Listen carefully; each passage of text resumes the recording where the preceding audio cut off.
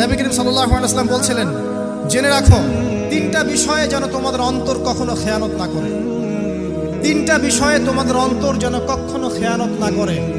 এক, তোমরা যে কাজটাই করবা শুধু আল্লাহ পাকের সন্তুষ্টির জন্য করবে। তোমরা যে কাজই করবে শুধু আল্লাহর সন্তুষ্টির জন্য করবে। তোমাদের শাসক বর্গের কল্যাণ কামনা করবে। তোমাদের শাসক বর্গের কল্যাণ কামনা করবে। 3 নাম্বার, মুসলিমদের জামাতকে আঁকড়ে ধরে রাখবে।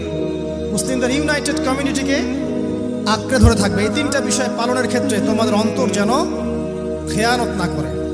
এদিন সূর্য ঢলে যাওয়ার পরে নবী সাল্লাল্লাহু আলাইহি ওয়াসাল্লাম আরো বললেন, শুনে রাখো হে মানব জাতি, এটা ভালো করে শোনেন, শুনে রাখো হে মানব জাতি, নিশ্চয়ই আমি মুহাম্মদ সাল্লাল্লাহু আলাইহি ওয়াসাল্লাম জাহেলি যুগের যত কুপ্রথা আছে সমস্ত কুপ্রথাকে আমার পায়ের তলে পিষ্ট করে গেলাম।